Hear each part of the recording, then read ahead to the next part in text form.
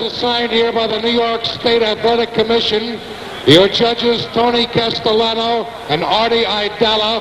The referee for the main event is Petey Della. Your timekeeper, Fred Abatello.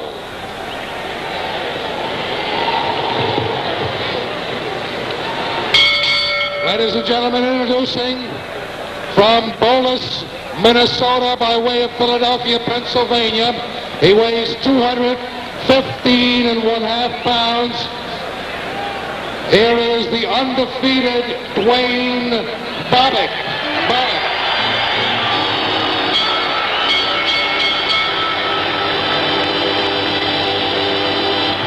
His opponent this evening from San Diego and Los Angeles, California. He weighs 222.75 pounds, wearing the blue trunks. The man who is recognized as the uncrowned heavyweight champion of the world, Ken Norton. The instructions will be given by referee Peter Della. Let's see him try. And we're not going to be able to. They're raising the ring mic and our microphone with it. We're both familiar with the rules set forth by the New York State Athletic Commission. I'm here to enforce those rules. When I ask for a break, I want you to both break and break cleanly. I want no hitting low, no rabbit punches, no kidney punches. Protect yourselves at all times, and remember the 8th count. In the event of a knockdown, the man scored a knockdown will go to the furthest neutral corner and remain there until I give him the signal to resume boxing. The man who was down must take the count of 8. 3 knockdowns in any one round automatically ends the fight. Now, in the event of a knockdown occurring after the bell or before the bell, except the last round, I will continue to count until one of you get up. Do I make myself clear?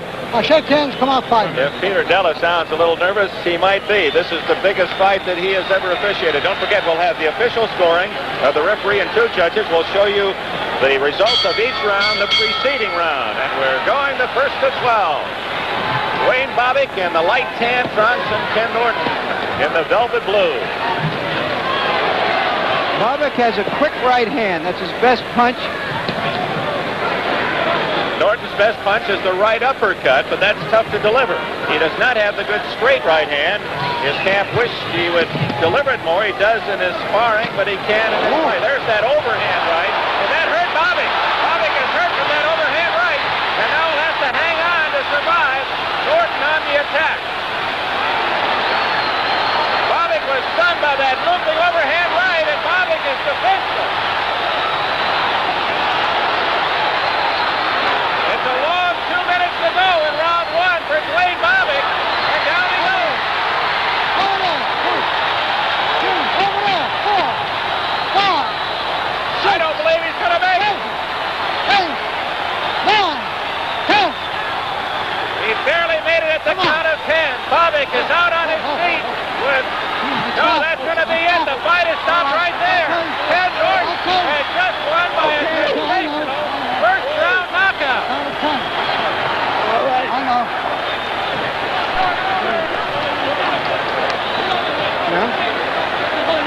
Ken Norton, who came out with a right hand, caught Dwayne Bobick with that looping right hand, stunned Bobick. Bobick seemed out on his feet. And Norton following with one right hand after another, all on the chin of Dwayne Bobick, whose dreams of a shot at Muhammad Ali are least stunned for the moment as he himself was. And Ken Norton, here's Ken Norton, who has shown that he is deserving of another shot at Muhammad Ali. Kenny? Norton, who has lost 2 tough decisions. And it's a happy Norton camp. You said you wanted to win by an early knockout when we talked to you 2 weeks ago. You've done just that. Was this part of your plan to try to hit him with that big looping right hand? No, it wasn't really. I was just going to try to find out what he was going to do. He said he was going to apply a lot of pressure, so I was going to try and see how he was going to apply it. But it was just open, so I just took advantage of it. Were you surprised that you hurt him with the one punch that way? We're going to see it again. You can imagine how happy they are in the Ken Norton camp. Ken Norton, Bill Slayton, his trainer, Bob Byron, his manager, your father, Mr. Norton, congratulations. Why don't you watch your son describe what happened in that first round, Ken? Well, I can't see it. So let's see what happens. Well, the first round, I was just trying to fill him out a little bit. And I threw an overhand right, and I found that it was very effective. So then I knew all I had to do was find another opening for it. And my uppercut's one of my better shots. I see this from another angle as well, Ken. Okay, once I had him hurt, it was just a matter of putting punches together, and I was very lucky. God was with me, and I trained very hard. And I had a very good trainer in Bill Slayton. And it seems as though Eddie Futch doesn't know him as well as he thought he did. There's a case, too, where, as you say, that you were fortunate you landed the big bomb so early. Had you landed that late in the round, he might have had that 1 minute between rounds to recover. That's very true. I was very fortunate to land it early, and I was very fortunate to catch him on the button with it and have a bunch of combinations to follow afterwards. Bill Slayton, was this any part of any strategy in your mind? You said you didn't. You told me you didn't think he'd knock Bobick out. I didn't think so, but he put it together. I thought he'd bust him up. He started that first, but I thought Bobick was a little strong. I guess Bobick takes a long time to warm up, and so by us getting him early, it was to our advantage, you know. Well, we're going to see it from another angle. Ken, you made Bob Byron, the manager of Ken Norton. Here it is again. It was that big looping right hand. You caused a lot of damage with that punch. As you can see, I dropped my head down, and Bobick was watching my head go down. So therefore, I came over with the right hand. And I was just very fortunate that it connected well. Used to be a baseball pitcher back in high school. That looked like you're going to throw your high, hard one. I was very lucky. But then again, I don't want to take anything away from Bobick. He came out there, and he was in shape. And he was very determined to come out and give me a good fight. I got lucky early and caught him with a very good shot. You have to know how Bobick feels now, because that happened to you against Foreman, did it not? Watch it. Well, you can empathize with Are this you an man, it historian? being over so fast, his night being gone so quickly. I went 2 rounds at least. Are you a historian? What is this? He's going to teach history now. Yeah, well, that's the That's facts of life. That's the facts of life. Some you and win, so, some you lose. right. And how about it? You deserve a chance to go for the championship again. You feel you should have been the champion already? I just felt that I thought I won the fight that night, but obviously I didn't do enough to convince the judges.